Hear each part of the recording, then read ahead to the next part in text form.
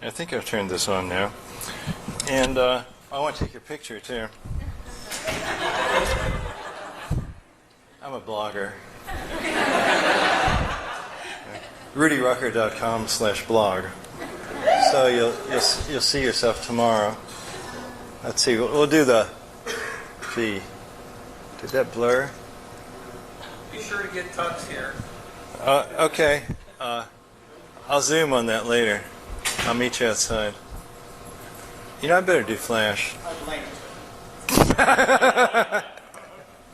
All right, we better do Flash. I hate Flash. Okay. Now, if I was logical, I would be reading you from the book that's coming out in June. But instead, I'm going to read you from the book that who knows when it's going to come out because I just started writing it. But it's called Jim and the FLIMS. And I don't know, it's inspired by a couple of things. Mostly I've written science fiction, and this time I thought I would like to go a little closer to surrealism and forget the scientific explanations, which sort of could be viewed as fantasy. I'm not sure if I'm going to have castles and dragons. I kind of hope I don't do that, but who knows? I may be unable to stop myself. But okay, so I'll just start it out here and read you the first chapter. And the title of the book is Jim and the FLIMS. In the middle of the afternoon, I decided to stroll downtown to eat a cup of ice cream. I hadn't gotten around to having lunch yet, and there wasn't much in my fridge. I like to think that ice cream is a complete food, what with the sugar, the fat, the milk proteins, and the bits of fruit flavoring. My wife Lucy and I could have had an enjoyable debate about this, but she wasn't around anymore. It had been a year now since she'd died of cancer.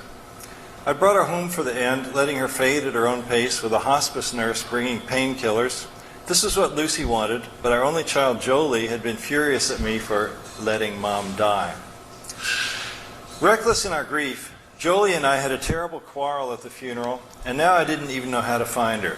She'd moved somewhere in Seattle and changed her cell phone and her email address. I kept expecting fresh contact information, but it never came. Lucy and Jolie had left me behind.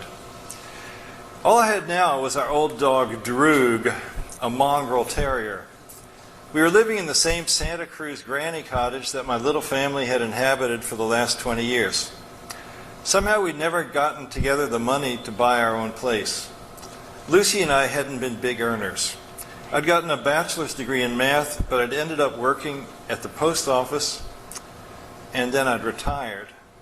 Lucy had been a kindergarten teacher.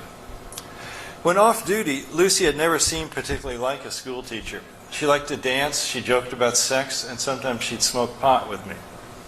Not that we partied all that much. A lot of the time we just hung around our little pink cottage being comfortable. Even more than the things Lucy said, I enjoyed the music of her voice. Talking to her had been like an opera duet, where the rich, vibrant tones matter as much as the specific words. I missed Lucy's voice and the way she'd smile at me with her eyes and her mouth. It was terrible to sleep in an empty bed. Doggy Droog would gladly have shared my bed, of course, but I wasn't ready to sink quite that far into being an eccentric old loner. I still had some faint hopes of finding another woman. Not that I had any good prospects. A big problem with Santa Cruz is that so many of the people who live there are crazy.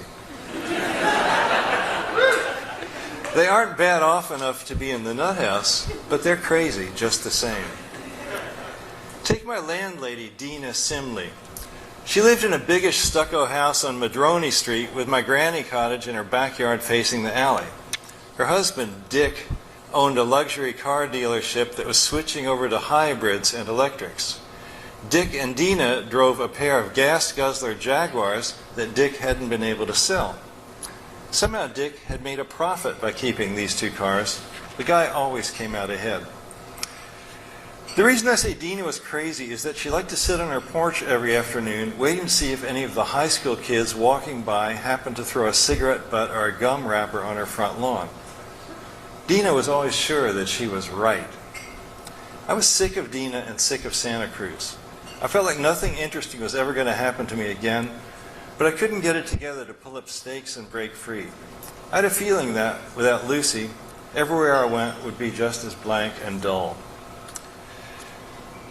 On the afternoon I want to tell you about, I decided to go out for ice cream, and I'd finished rummaging around my house for my sandals, my keys, my wallet, my pocket camera, and Droog's leash. As I stepped onto my porch, I heard Dina yelling at someone, excuse me, I think you dropped something." I had a sudden mental image of cutting her into tiny pieces with her electric hedge clippers and feeding the pieces to the seals off the pier at 3 a.m. Okay, I was crazy too. Aren't we all? At least I had a certain sense of irony. I knew to hold my toxic thoughts in quotes. But never mind about Dina. I needed ice cream now, the good stuff from Mahalo Gelato on Pacific Avenue. I headed off down the alley. Droog trotted out from under my porch and dogged my steps. My faithful hound. I'd leash him later. It was a perfect summer day, the 1st of July. The fog had burned off, the air was cool and salty. The faint roar of the surf floated in, along with the barking of the voracious seals beneath the pier. To tell the truth, seals creep me out. I don't like the way their hind legs are flesh-bound within the blubber of their tapering rears. To me, they look like they're in bondage, inching their ungainly way across a dock. It was easy to imagine that a seal would eat human flesh. Dogs eat their owners all the time. That is, they eat friendless owners who die alone with their pets in locked-up homes. Maybe that was in the cards for me.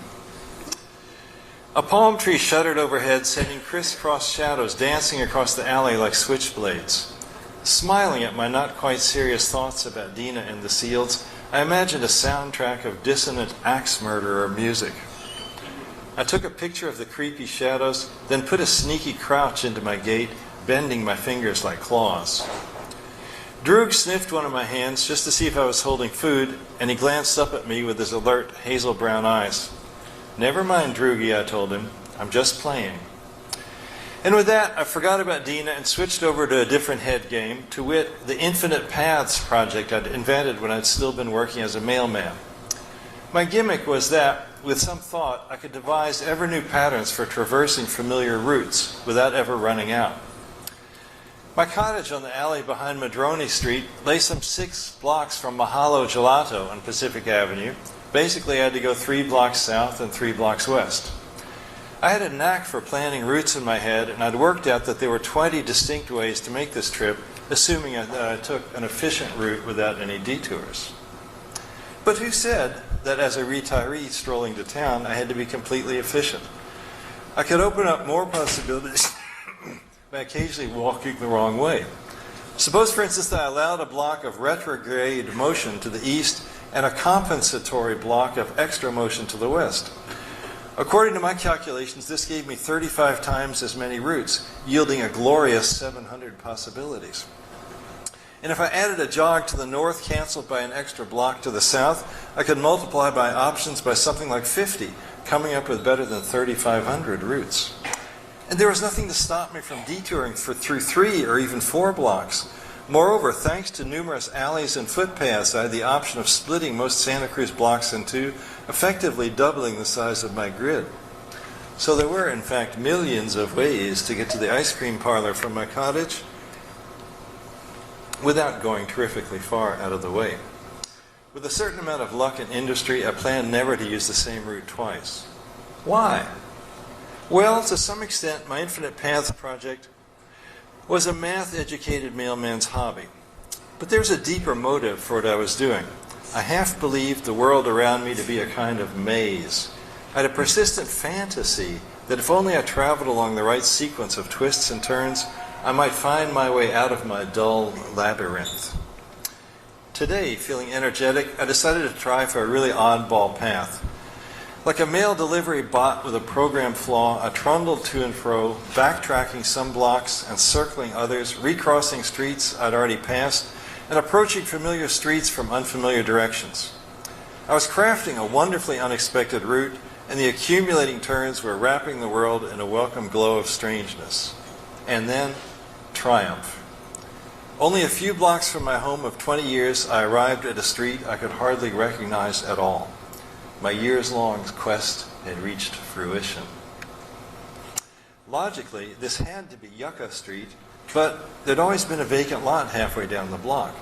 And today that lot was filled with a dilapidated Victorian home that looked to have been there for 80 years, soft and dank as a decaying tooth.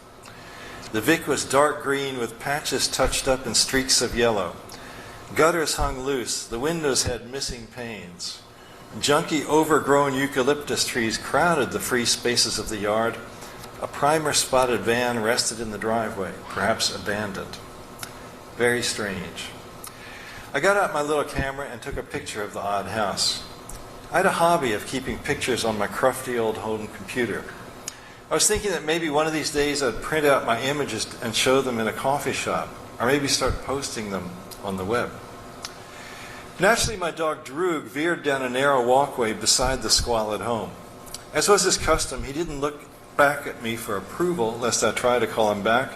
Nose to the ground, tail wagging, he made his move, and God help me, I followed him. The litter from the yew trees crunched underfoot, leaves, twigs, fragrant sheets of bark, and tough seed pods resembling oversized buttons. Close up, the mysterious house seemed almost organic, like a fungus that puffs up overnight or like a meaty jungle flower. The building was silent and, I hoped, deserted. Droog trotted forward uncowed. Intoxicated by my growing sense of wonder, I continued in his wake. I was telling myself that this passageway was probably a public right-of-way, but now, as we passed the rear of the house, our path became a mere sandy track along one edge of the funky Victorian's backyard. A dozen paces ahead lay the haven of a crossways alley. I paused and looked around, wanting to explore. The hind part of the house supported a deck of warped, shiny planks. A weathered engine of some kind rested in the corner. All the windows were dark and still. The yew trees rustled and a low branch knocked against the house. I peered beneath the porch, wondering if there might be something interesting in the cellar. Instead of a regular basement door, the foundation wall had a recessed round opening, like the entrance to a tunnel, but closed off by an odd circular door with a spiral pattern. Quickly, I took a picture of it. The sandy soil sloped invitingly towards the entrance. I took a few steps closer and touched the door. It was slick and iridescent, like something on a high-tech vehicle. A dark violet band spiraled in from the edge, and looking closer, I saw that the band was patterned in a frieze of raised glyphs.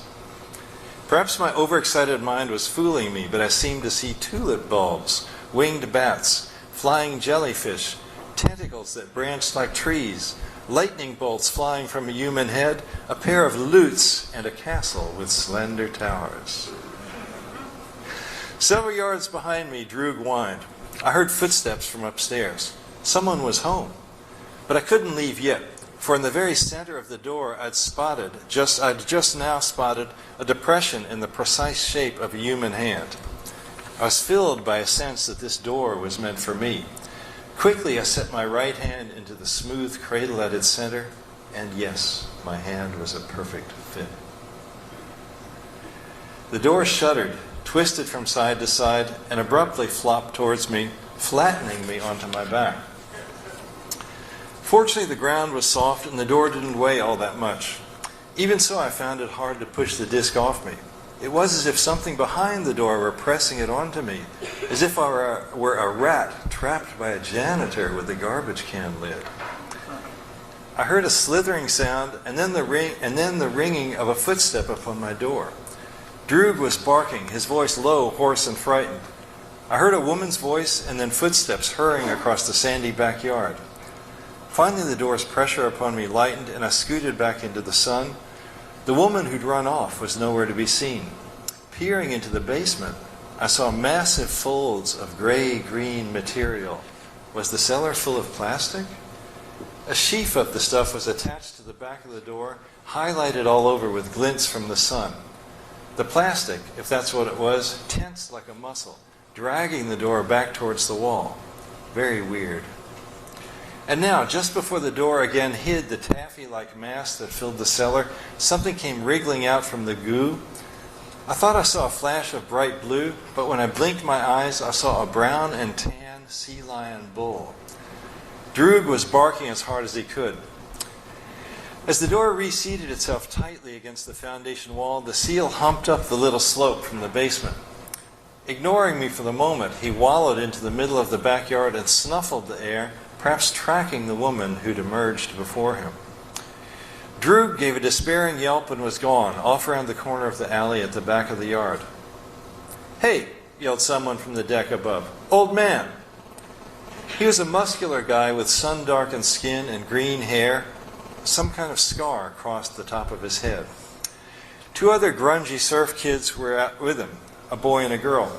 They were just coming out from the house, alerted by Droog's noise. "Who told you how to get here?" asked the girl, leaning over the railing of the porch to stare at me. She had short-cropped dark hair, and her voice was a low purr. She looked intrigued. It occurred to me that these three kids had illegally brought home a seal from one of their sodden outings. But I wasn't going to ask them about it. "Sorry to barge in," I called, keeping my voice light. "I'm only trying to keep up with my dog.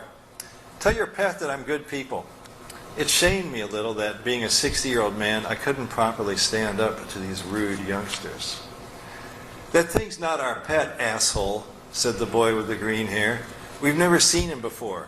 Did you just open our basement door?" The seal was down on his belly again, flopping towards me, his blubber shaking in waves. There was something odd about his eyes. Seals didn't usually have golden eyes, did they? "Droog," I called, my voice breaking. "Protect me." The girl laughed musically, and then she imitated my cry, even putting a break into her voice, as if she were sampling my sound. With an abrupt series of wriggles, the seal disappeared around the house and along the littered pathway that I'd used to get back here in the first place. Perhaps he was making a break for the sea. He left a few squirts of crap in his wake. Rather than waiting for further abuse, I took off across the backyard and down the alley, like Droog had done.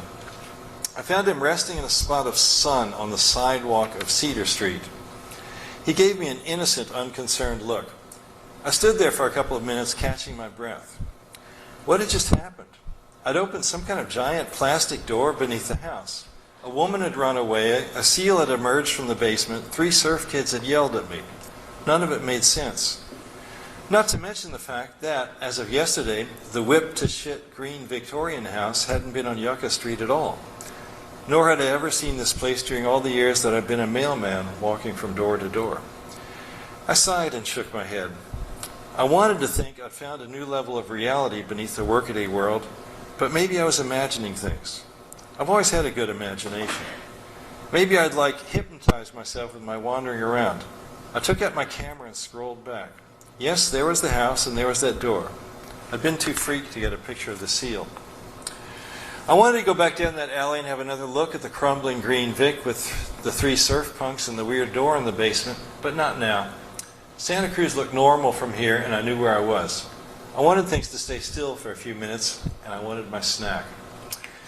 Droog and I walked half a block down Cedar Street and cut down a side street onto Pacific Avenue, and here was Mahalo Gelato, my favorite ice cream parlor, a Hawaiian-themed place. I put the leash on my dog and tied him to a bicycle rack. The parlor was an airy place with soft steel guitar music playing. They had fully 40 flavors of gelato made with fresh cream and fruit every day. An unfamiliar clerk stood behind the counter. She was about my age, or maybe a few years younger, a tall woman with a goofy smile and curly blonde dyed hair and a messy ponytail.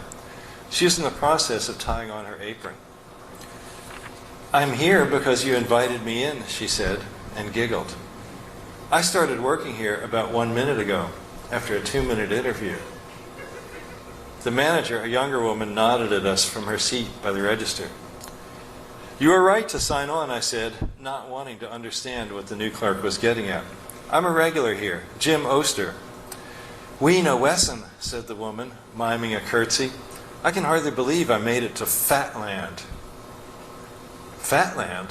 That's not what you want to call an ice cream store. You'll scare off the persons of weight. That includes me. Oh, sorry. That's not what I mean. Where I come from, Fatland is what we call your whole world. But let's not get into that yet. She wrinkled her nose in a smile, or maybe she was sniffing at me across the counter. By now, of course, I'd realized that Weena might well be the unseen person who'd run out from that tunnel under the green Victorian. But she looked so much like a typically flaky Santa Cruz woman that I was able to keep this revelation at arm's length. And I was, after all, quite hungry.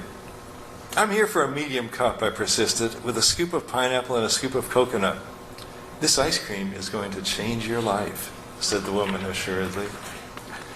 Sell it, Weena, said the manager woman. You go, girl. For sure I need a change, I told Weena.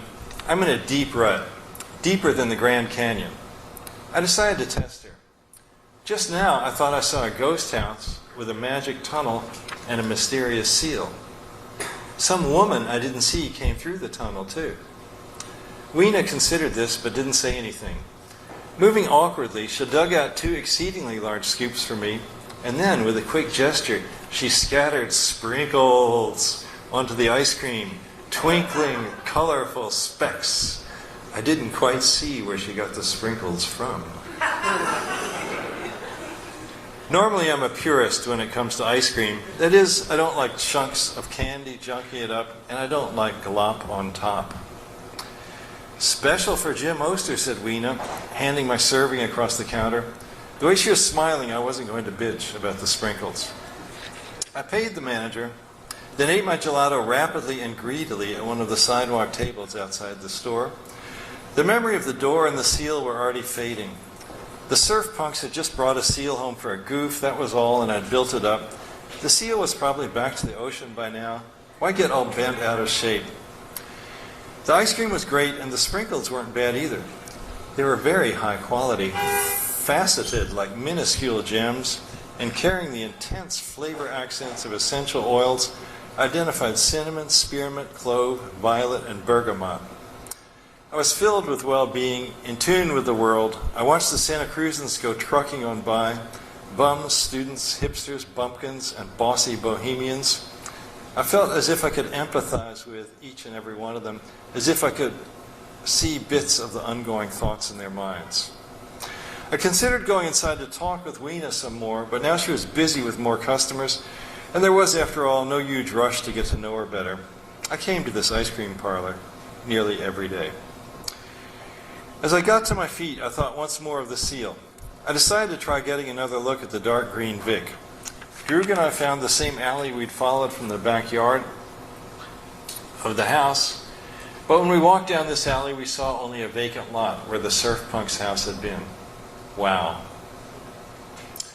What do you think, Droogie? I asked, hunkering down beside him in the litter of the narrow eucalyptus leaves that filled the empty lot, overgrown with dried brown weeds whose roots twisted around little chunks of rubble from a house that had been bulldozed years before. Where's the house? I felt close empathy with my old pal. He was, as usual, wondering if I had food. We took the most direct route back to my hospital, and then I vegged out on my dusty Goodwill couch reading a paperback novel. It was a peaceful summer afternoon, with the golden sunlight lying across the house like heavy velvet. After a while, I began having the feeling that I could read the pages of the book without actually looking at them.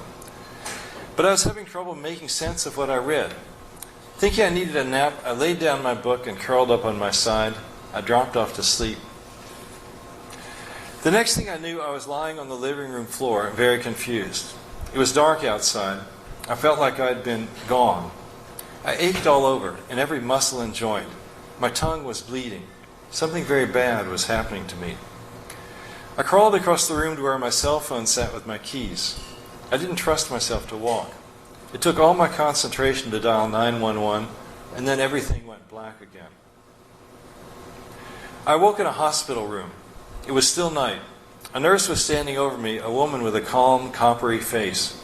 She said I'd had 2 seizures. They weren't sure why. The doctors had scanned my brain and it looked normal. Maybe I'd be okay. They had me on an IV drip with painkillers and an anti-seizure drug. I needed to rest. I slept fitfully. In the morning I was able to think a little. I could hardly believe I was in the hospital. Yesterday I'd been fine, and then I'd had that odd experience with the abandoned house. Maybe that's when my brain had started screwing up. How terrible. I'd suddenly rushed to death's door and back. I hadn't seen any white light or spiral tunnel or dead relatives while I'd been out. None of that cool, trippy stuff. I'd been nowhere and I'd seen nothing. It was like I'd had a couple of sequences snipped out of my life. Discouraging. I was in the hospital for 3 days having tests and being observed. On the second day, I asked a heavyset nurse to wheel me to the ward's walled patio. I wasn't supposed to walk yet. I sat there watching the clouds change shapes in the high summer sun. The leaves of a potted palm tree rocked chaotically in the gentle airs with the fronds clearly outlined against the marbled heavens. It struck me in a deep kind of way that the world would keep right on running if I died. Somehow this seemed horrible. By the afternoon of the third day, they decided that my seizures could have been an isolated fluke. I could go home and taper off the anti-seizure drugs, and we'd see what happened next. I felt a little uneasy about going home alone, and I kept obsessively thinking about that strange scene at the crumbling green Victorian house. Right before it was time for me to go, the coppery nurse from the first day led a woman into my room. "Your wife," said the nurse, her dark lips parting in a smile. For a crazy instant, I thought the nurse was bringing Lucy back to me. But no, my guest was a tall, well-formed woman with her curly blonde hair in a ponytail. A woman nearly my age. She looked familiar, but I couldn't quite... "Weena Wesson," she said. She mimed eating ice cream with a spoon. Of course, the new clerk from Mahalo Gelato. "How did you know I was here?" I challenged Weena, suspicious and afraid. "Be glad she came, Mr. Oster," the nurse said reprovingly. "Your wife is going to take care of you."